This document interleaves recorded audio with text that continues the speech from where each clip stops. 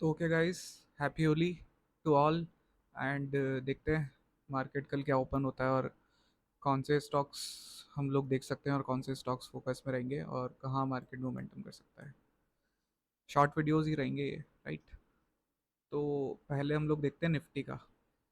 तो Nifty most probably अभी तक तो मोमेंटम स्ट्रांग है। कहीं पे भी कोई गड़बड़ लग नहीं रही है, बट इसने अपने रेसिस्टेंस के आसपास ही क्लोजिंग दी है एज ऑफ नाउ।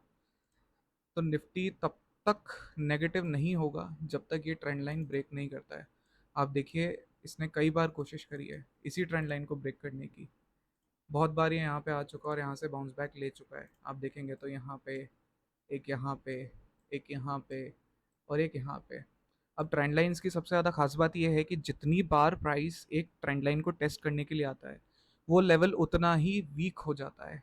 तो ये अगर आप यहाँ पे देखेंगे डेली टाइम फ्रेम पे, तो एक, दो, तीन, चार, चार बार इस ट्रेंड लाइन को टेस्ट करने का मतलब है अगर मार्केट को मोमेंटम करना है ऑन द अपसाइड, तो इसको 22,550 के लेवल्स के आसपास चले जाना चाहिए और इसको ये levels as soon as possible 22,188 के लेवल्स के ऊपर निकल जाना चाहिए। ठीक है।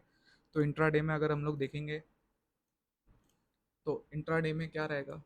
अगर इंट्राडे में मार्केट कल इसी रेंज के आसपास ओपन होता है, 22,083 के आसपास, और इसी रेंज में ओपन होने के बाद ब्रेकआउट देता है 11-12 बजे के आसपास, तो ये कोशिश करेगा अपने हाइस के आसपास जाने की, यानी 22,178।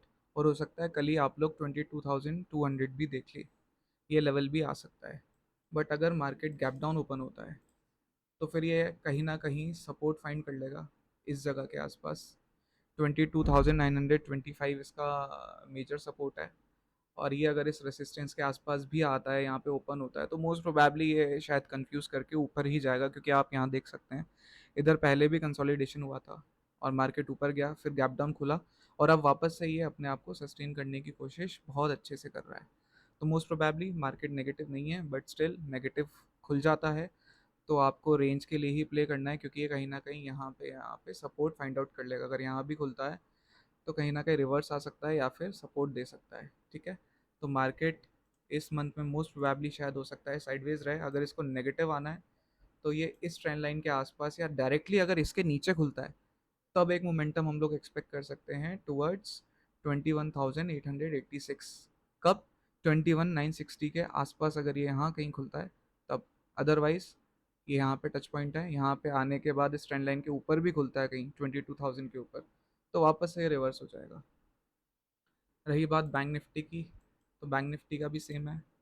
बैंक निफ्टी भी मोस्ट प्रोबेबली यहाँ पे ही कहीं ओपन होना चाहिए। अगर ओपन होने के बाद यहाँ कहीं ब्रेक करता है इस लेवल को, 46,932 के लेवल को ब्रेक करता है, तो ये कोशिश करेगा 47,100 तक जाने की, या फिर इस स्विंग के आसपास ट्रेड करने की, 47,250। तो अगर कल अच्छा बाइंग मोमेंटम आता है तो आपको 47,000 क्रॉस होता हुआ दिखेगा। अदरवाइज इसका भी सेम ही है। अगर ये नीचे खुलता है तो यहाँ कहीं ये सपोर्ट फाइंड आउट कर लेगा, क्योंकि काफ़ी अच्छा कंसोलिडेशन है। अगर आप 30 मिनट टाइम फ्रेम पे देख रहे हैं हम लोग, तो उसमें आप देखेंगे तो अच्छा टाइम फ्रेम पे कंसोलिडेशन है। जब तक ये ट्रेंड लाइन नहीं टूटती है तब तक ये स्ट्रांग ही रहने वाला है। और ये ट्रेंड लाइन प्रॉपरली आप देखेंगे तो बन भी नहीं रही है। एक टच पॉइंट है, ये दूसरा वाला टच पॉइंट काफ़ी ऊपर है। तो अगर इस ट्रेंड लाइन के नीचे इसको आना भी है, तो भी आपको देखना पड़ेगा ये कंसोलिडेशन करने के बाद अगर नीचे जाता है तो ही हम इसको नेगेटिव मान सकते हैं। अदरवाइज बैंक निफ्टी भी पॉजिटिव है, एंड अगर गैप अप खुलता है तो इसको पॉजिटिवली ट्रेड करना है।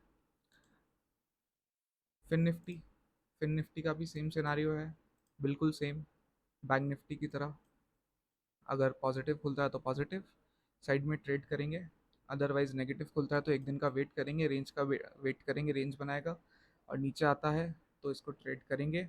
अदरवाइज ये अभी भी पॉजिटिव ही है। इसमें भी अगर आप एक ट्रेंड लाइन ड्रॉ करना चाहेंगे तो देखिए, जब तक इस ट्रेंड लाइन के नीचे नहीं आता है मार्केट नेगेटिव नहीं है। आपको न्यूज़ पे नहीं जाना है।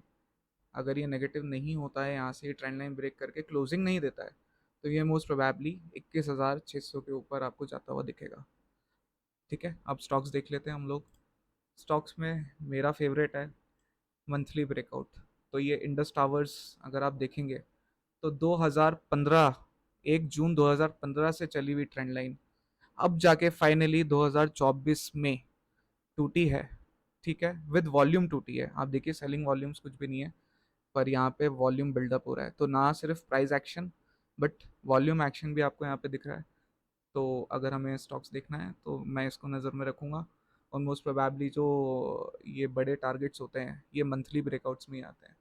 तो अगर ये यहाँ से ब्रेक करता है तो पहला टारगेट 333 रहेगा, उसके बाद डायरेक्टली ये स्विंग 452। तो अगर हम लोग रिस्क रिवॉर्ड भी देखें, अगर इसको हम लोग 10 या 12%, क्योंकि थोड़ा सा मंथली स्टॉक्स के अंदर, मंथली ब्रेकआउट स्टॉक्स के अंदर स्टॉप लॉस ज़्यादा होता है, तो अगर हम लोग इसमें 15% 18% का भी एसएल माने तो टारगेट्स डबल के हैं। तो रिस्क टू रिवॉर्ड काफ़ी फेवरेबल लग रहा है और अपन इसको देख सकते हैं। ठीक है, रिजल्ट्स वगैरह मैंने चेक कर रखे हैं, आप चाहें तो आप भी देख सकते हैं मनी कंट्रोल पे या जो भी प्रीमियम वर्जन आपके पास हो। मैं चाहूँ तो आपको दिखा सकता हूँ पर वीडियो लंबा हो जाएगा।